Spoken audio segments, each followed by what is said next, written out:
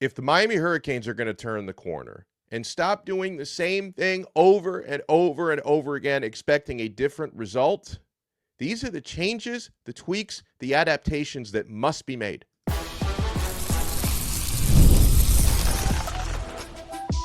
You are Locked On Canes, your daily podcast on the Miami Hurricanes, part of the Locked On Podcast Network, your team every day. It's Monday, but this is not a happy Monday. I'm Alex Donno, University of Miami alumnus, co-host of Locked On ACC, and host of Postgame on the Hurricanes Radio Network. And thank you so much to the everydayers for making Locked On Canes your first listen. We're available free wherever you get your podcasts. We're free on YouTube. We're part of the Locked On Podcast Network, your team every day. Today's episode is brought to you by Game Time. Download the Game Time app, create an account, and use code LOCKEDONCollege for $20 off your first purchase. On this loaded episode, we're going to talk about Miami's expected drop, which did happen in the Associated Press rankings, and then the ones that really count, college football playoff rankings, where obviously we don't expect Miami to be in the top 12, but how far out will they be when those drop for the first time Tuesday night at 8 p.m.? We'll talk about the mission for the next 4 games for your Miami Hurricanes, what needs to happen on the field and off the field. We'll talk about the changes and tweaks that Coach Cristobal needs to make. And, man, I've been taking a lot of heat for the last 24 hours for saying on this show, and I will double down on it, that I continue to support head coach Mario Cristobal. Now, that doesn't mean I don't realize and understand that what's been happening from his job, head coaching on down, has not been good enough. It's not me saying he's perfect. It's not me saying he's getting the job done right now, but it's me saying, first and foremost, there's not even a discussion at this moment about firing him with a $61 million buyout. It's a fantasy. That's a non-starter. That's a discussion that cannot take place on this forum or any other because it's not reality. It's also the understanding that, yes, our frustration is absolutely warranted about this team underachieving the last couple of years. Likely, it's not completely impossible, but you're likely to miss the college football playoff for the second straight year, despite having a CFP roster, despite the results not meeting the talent and not meeting the potential of this football team. That is happening. This is also someone in Coach Cristobal who has raised the floor of this program tremendously, but we are yet to hit the ceiling. And I need to see him as a man who loves this university more than I do, more than the truth teller does, well, maybe, more than anybody does, who wants to turn this thing around. I need to see him make the adaptations, the evolution, and the changes necessary to make that happen. But yeah, me publicly saying that I support Mario Cristobal, I feel like the Jon Snow meme. Like, that's me with the sword, and then all the masses are coming at me. And we got a bonus for you here because we are joined by the truth teller, Bruce. I feel like I could probably just step aside for the next 27 minutes and let you roll, my friend. Where would you like to start after a soul-crushing loss to SMU where, yes, a lot of it was on the coaching and on the approach? All right, so I've had 48 hours to think about this, or actually less, whatever. I encourage everybody to make their comments. I've always done that. I'm not afraid to say what I feel is the truth. I believe it. So here we go. Mario is a great person. I mean, I know him. He's a relentless recruiter, as you said. But as Alex will agree with me, because I discussed it with him yesterday, I have said for years that I am concerned and I worry about him being or not being a championship coach, championship head coach. You can't say I haven't said it. I've been saying it for years. And of course, I got the, you're Mr. Negative, you're Mr. Negative. Well, it got me in trouble. He fixed the offense last year.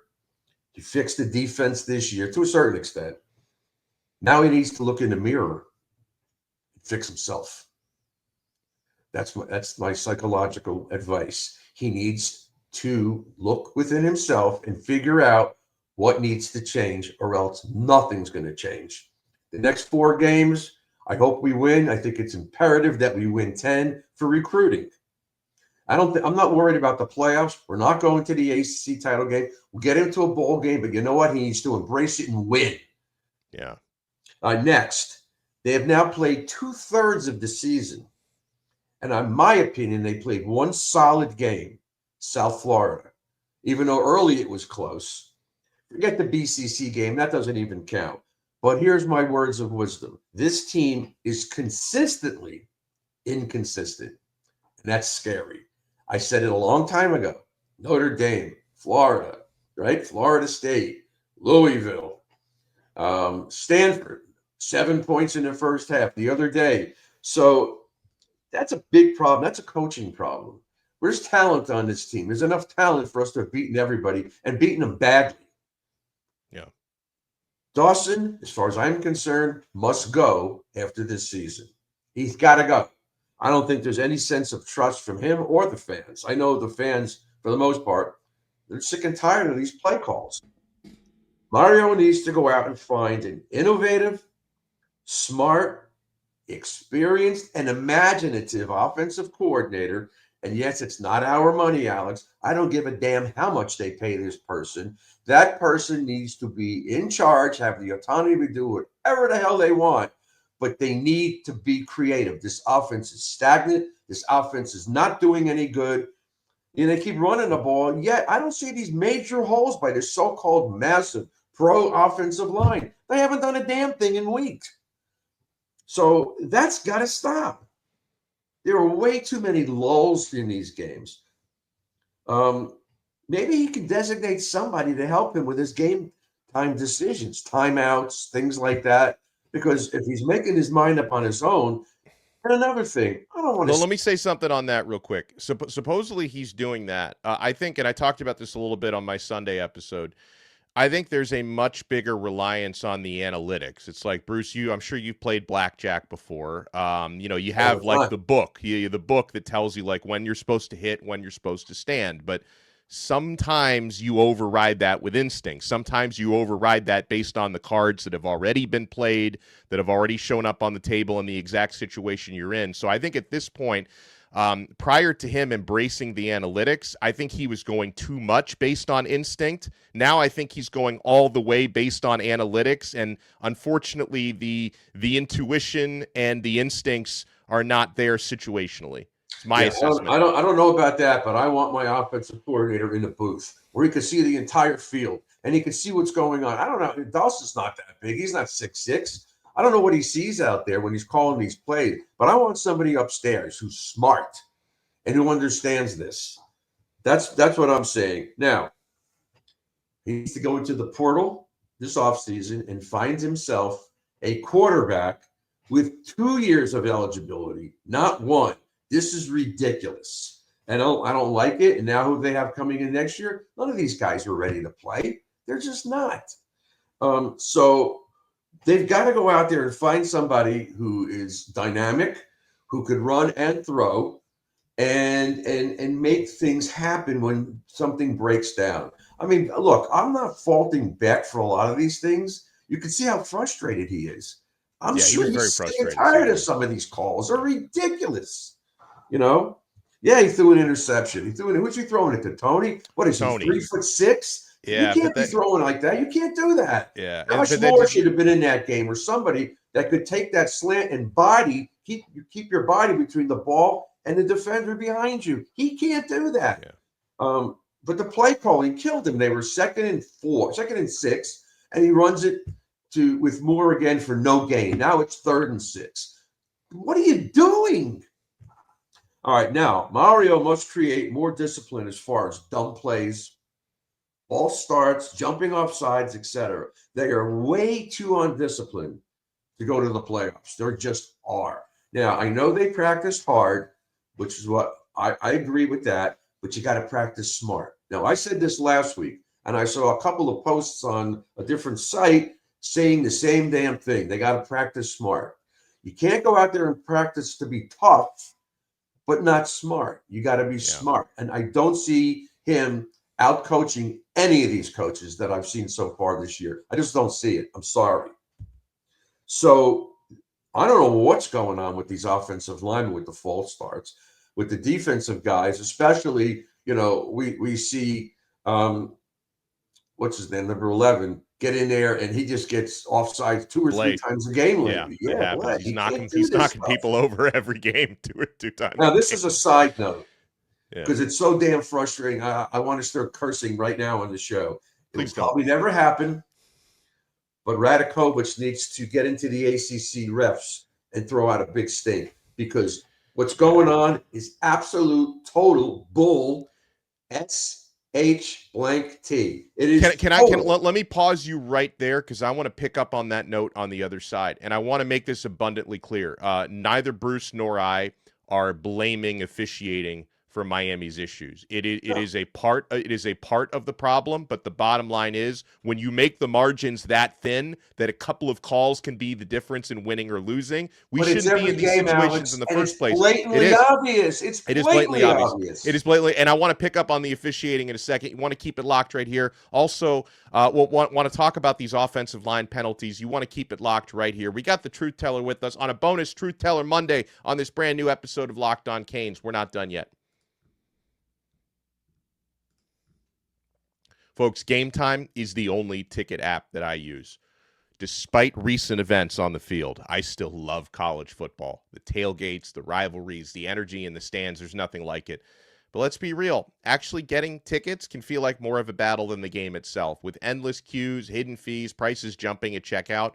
But that's why I use Game Time. Folks, this app gives the advantage back to us, the fans. It's the easiest way to score last-minute tickets at the best prices with no surprise fees. What you see is what you pay.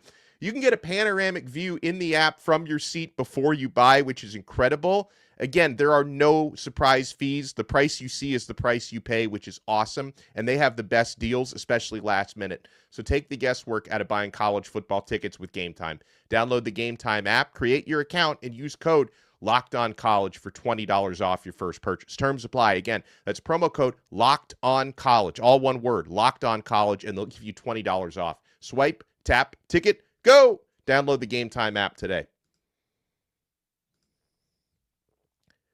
Thank you for making Locked On Canes your first listen. For your next listen, make sure to check out Locked On ACC. Kenton Gibbs and I take you through the conference. We got basketball starting up this week as well. So it's pure chaos in the ACC when it comes to football. Locked On ACC is available free wherever you get your podcasts and available free on YouTube.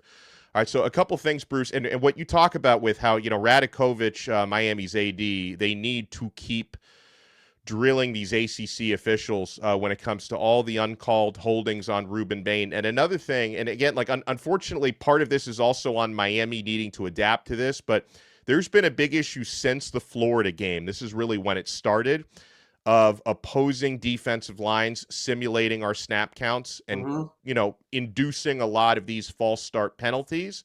Now, I look at it, I know Rhett Lashley went out of his way to deny that was happening. I don't believe him. I absolutely believe it was happening, but I also believe he owes no apology for it because if you're able to do that, that's something you prepare for, forcing the other team to jump off for a false start. If it's not getting called, if you're not getting penalized for it, it's part of the game to keep doing it. So I don't. It's illegal, and it should be called. And once they do it should be twice, maybe they'll stop this crap. Exactly.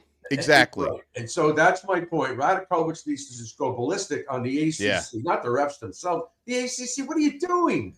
Yeah. Call the game fairly. They hate us that much. I know the fans in this country hate it. The lovers hate us. But this is ridiculous. This is your own conference. And we didn't even apply to get out of here like Florida State and Clemson. I know. Yeah, they should be kissing our behinds the way we can. We're not going anywhere. We love it. Come on already. It's just to me, and our big-time running game, because your offensive line coach is supposed to be untouchable, they're 44 in the nation. Everybody thinks we have a big rushing attack. 44 is not so great. The pass rushing is elite, though. The pass protection is elite, though. But I'm with you. The run blocking is not up to the standard over the past few weeks. Like the pass block, which also tells you they should probably be running more passing plays when the pass blocking is so much better than the run blocking. And they're not stacking the box. They're still sitting 5-6 guys in the box. Where are we going with the run? You got to mix it up. Where's the screens? I used to watch the Cowboys all the time. I used to watch Saban at Bama. Every time they were in a 3rd and long or whatever, he would screen. He would suck the defense up, throw it, and get out and let these guys run in the flat. but I don't see us doing that. Why is that? We can't run a screen? And here's another thing. Where's our attitude? You mentioned this, and I mentioned it to you before. I don't know what's going on in practice, but it wouldn't surprise me if they're so physically exhausted from practice that when it comes Saturday, they're spent.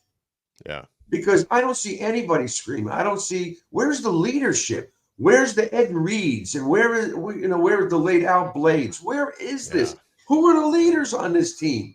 Nobody's fired up. Nobody's pissed off. Nobody's saying anything. I just don't know. I texted Tolbert Bain, who was at the game. I said, Tolbert, what the hell is going on? What's going on with our team? There's no What did he fire. say? There's no passion.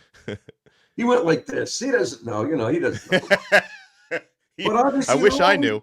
Yeah, these guys, I'm tired of watching this. They look like they're in a coma half the time. I don't have the answers. I just gave a few answers, but I think that Mario has to make changes to himself. He needs to get the offensive coordinator, and he needs to get a quarterback with 2 years of eligibility who's creative. I'm not going to sit here and say they should have gotten the kid from Cal who's now at Indiana. I don't know. I'm not a quarterback guru.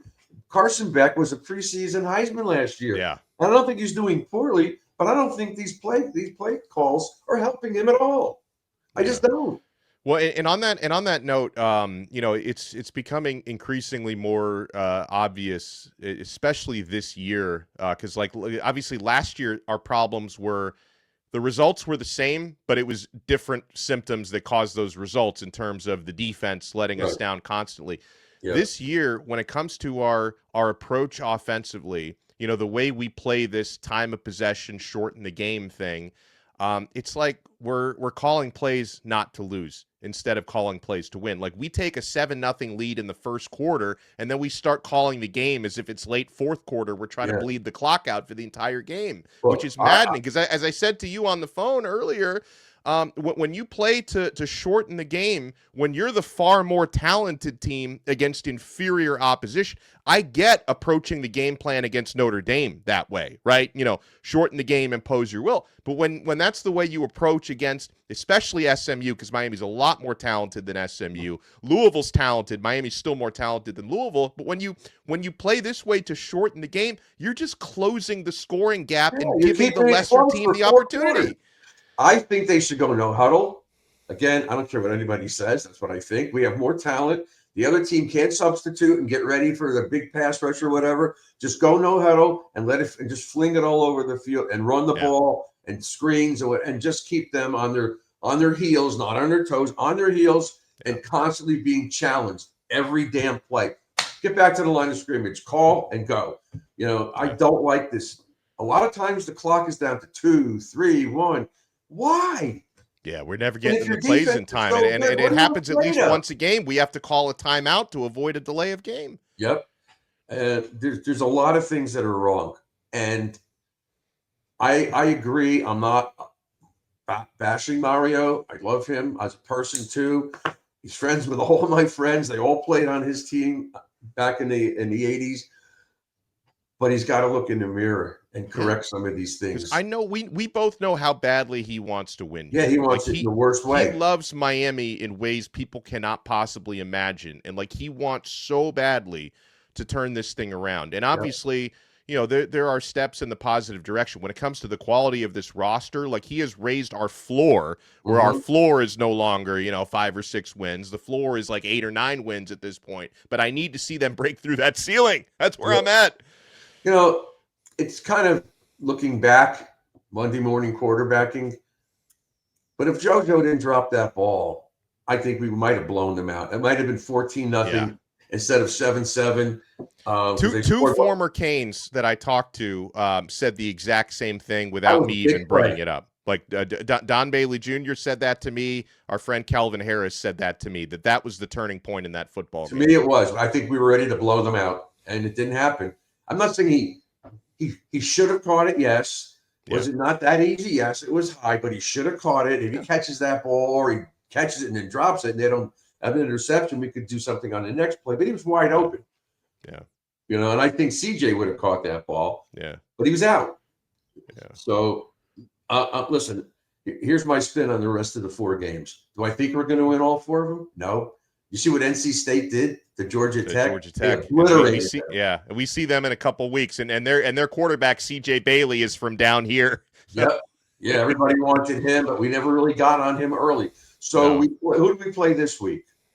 Syracuse. That's We should blow them out. The Syracuse game, I believe, will be even easier than the Stanford game. Syracuse is awful. Terrible. Did you see the quarterback that they started last week? Yeah, they started a walk-on lacrosse player at quarterback who completed like a pass. This is the lost season for him. Yeah. But then we play NC State home. We better be ready for that. Better be ready. Virginia Tech, I still think we're going to win, even though it may be colder and it's on the road. And then Pitt's playing well. And they are. So we could wind up 8-4, which is horrible. Right. 9-3 is not that bad, but 10-2 is much better, I think. For the and also like 10-2, you brought up something earlier. Like, okay, so if Miami, and again, I know some fans are like, who even cares at this point? Just play all the backups and see what you got. No, that's ridiculous. You can't do that for a couple of major reasons. Okay, one of those, Bruce brought it up. You're trying to finish strong in recruiting. You can't throw in the towel at this point. And the other part is, you're not mathematically eliminated from anything. Like, you still could technically get into the playoff. We'll talk about that in a moment. With help, sure, with help, but you're not mathematically out of it. So if you start pulling starters and playing backups like at 6-2, like you can't do it. You're sending a message. You spoke something before this show. Come on, man. We're not gonna. Those teams aren't gonna lose in front of us. Of course not. This is not me smoking something. These are people saying this in my comments that we should do that, and I'm saying you can't. You can't do that at this point. If you lose your next 2 games, maybe, but you can't do that right now. Win all 4. Make a bowl game, and finally maybe kick some ass. I'm not supposed to say that word, but I'm saying it again. We need to go into a bowl game and not act like, oh, we're here. We're Miami. Just lay down and fall down for us. No, we got to play and we got to beat somebody. I mean, can you imagine if we wind up 10-2 and win the bowl game, 11-2? That's an improvement. We still didn't reach our goals, but it takes some of the sting away from this. But if we went 8-4 and lose a bowl game, oh my God, that's just not good. And these next 4 games and 5 games, including a bowl game, are, I think, really important to start working on some of these adaptations that you and I talk about, like the changes that needed to be made. Show that you can be more creative and more aggressive. Show that you can try to cut down these penalties, right? Like every single game is an opportunity. You can't waste any of these opportunities. And it's also an opportunity to show that these players are still playing for one another and that they're still playing for their coach. Because I know some fans are like, oh, they're going to quit on themselves. They're going to quit on their coach, or they've already done it. Like, no, you have an opportunity to show that that's not the case. Please take advantage of that opportunity. Yeah, I understand. That's a valid point. I just hope we don't see another presser today or tomorrow with we have to work harder. Working harder may not be the answer. Working smarter. Yeah. I don't know what's going on. And Bain, from being this Heisman candidate, so to speak, he's like sterile now. He's not doing much, if at all. They are not letting him get involved in the defense because they're throwing away from him. They're running away from him. They're scheming away from him. Well, yeah, the book is out, unfortunately, which is not really Bain's fault, but the book is out schematically. Oh, he's going to get drafted high because he's relentless. Yeah, he's going to get drafted very high. He may just get frustrated. Yeah. I don't know. I'm frustrated because the big word expectations. Wow, it's shrunk. I don't know what to expect, but I do expect, sadly, inconsistent play, and that's what I said. They were consistently inconsistent, and that's a coaching issue. Yeah. Inconsistent until proven otherwise. We're going to talk big picture when we come back. The Truth Teller is with us on a Truth Teller Monday. New AP poll dropped on Sunday. CFP is coming out on Tuesday night. You want to keep it locked right here on this brand new episode of Locked On Canes. My friends, the NBA is back, and there's no better place to get in on that action than FanDuel, the official sports betting partner of the NBA. Even if you miss the start of the game or you want to ride the hot hand, FanDuel has live bets on everything from who will score next to fourth quarter comebacks. Plus, you can even combine your live bets into a same-game parlay for a shot at a bigger payout. Keeps the game exciting, especially when your team's making that late push. Right now, FanDuel is giving new customers $300 in bonus bets when your first $5 bet wins. So head to FanDuel.com to sign up and play your game with FanDuel, the official sports betting partner of the NBA. Thank you for making Locked On Canes your first listen here on this bonus Truth Teller Monday. All right, so Bruce, no surprise here whatsoever. Miami takes a tumble in the Associated Press rankings that came out 2 p.m. on Sunday. The sad thing about this is, man, the ACC chaos and cannibalization now sees the highest ranked ACC team, Virginia, at number 12. So we have nobody in the top 10 anymore.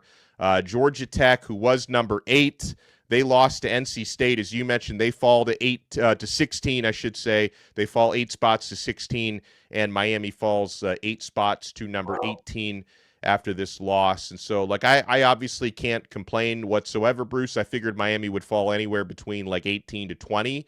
And, you would imagine the first CFP poll that comes out tomorrow is going to look similar.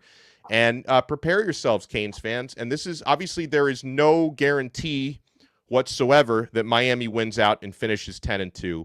But even if they do, Bruce, the narratives are already out there that if Miami and Notre Dame both finish 10-2 and they're vying for that final spot in the CFB, despite the fact that Miami has the head-to-head win against the Fighting Irish, Heather Dinich, who's pretty close to the committee, she reports on them for ESPN, said to Paul Feinbaum last night that in that situation, she believes the committee would lean to Notre Dame because Notre Dame is finishing the season stronger and it's two teams moving in opposite directions. Again, despite the fact that Miami has the head-to-head win, they would probably favor a 10-2 Notre Dame over a 10-2 Miami. Just like Florida State got in the 2000 national championship against Oklahoma, and we beat them. At the end of the season, we beat them, no less.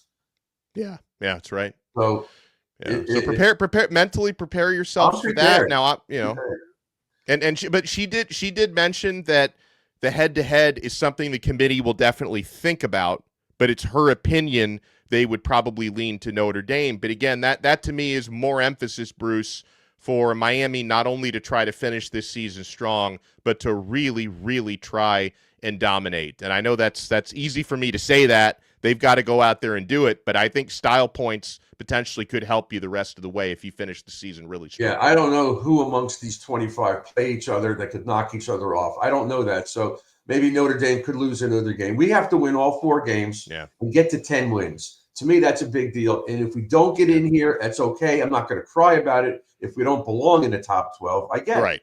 But if we're playing in a bowl game, we should be playing a pretty good team that may even be in this group of 25, and we got to win.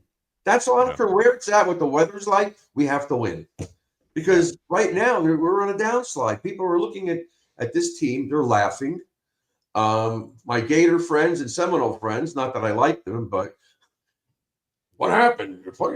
We beat you, idiots. Exactly. Tell that, and I see that as well. They have no room to criticize. Right. Neither of your Seminole and Gator friends have no room to criticize. Right. Tell them to shut the hell up. Well, one of them was Debbie, but oh yeah, that's right.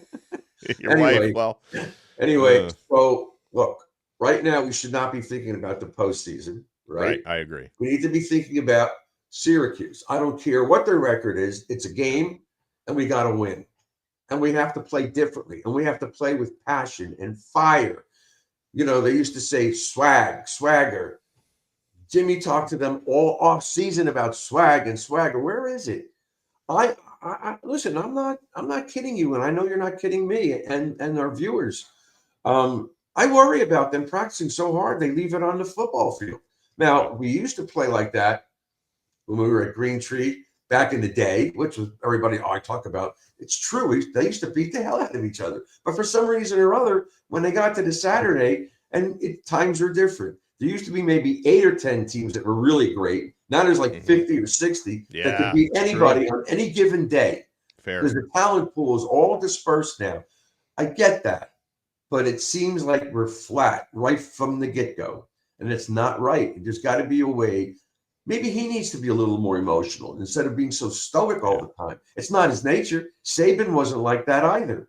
Yeah. Bush wasn't like that. Jimmy, you could see his expressions all over his face. You knew it. And Dennis was the same way.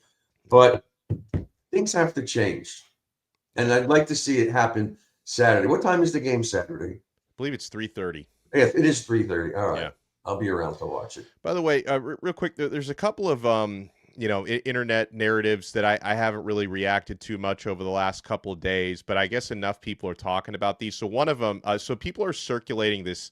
Literally, they're circulating a 7-second clip of Carson Beck after the game where he says, the quote was, they kept calling the same thing. I'm just executing the plays. But the problem was with that, and it was actually our pal Gary Furman at Kane Sport that asked him the question. The question was, did the opposing defense start calling different things? And then his answer was they kept calling the same thing. So they made that 7-second clip out to sound like Carson Beck was throwing his coaches under the bus, which was not the case. He was answering a question about the other side. So I thought that was a little unfair to Beck. And this is not, and when I react to that and I put out the real context, I'm not really defending anybody here. I'm just trying to tell you this is what he said and the context is wrong, right? Well, so I think it's fair. It's fair for me to tell you what he was really asked about. Yeah, but that doesn't mean he kind of wasn't throwing him under the bus. If the defense is doing the same thing every time, then the offensive coordinator has to make an adjustment. That's what I said in my first statement coming out of this on the show. They need to be creative, innovative. They need to look and see. That's why I want somebody up in the booth. You could see that's the same defense. Then let's do this. You can't see that when you're on the sideline. I'm sorry, you just can't. You sit where do you sit? You sit like in the suites. Well, in the press box, it's like, in the press box. You can see from up there what's going on. You can't see on the field. So I think that's something that maybe Mario needs to discuss. Yeah. And he might wind up with an offensive coordinator that says, "I'm sitting upstairs whether you like it or not. I need to be up there."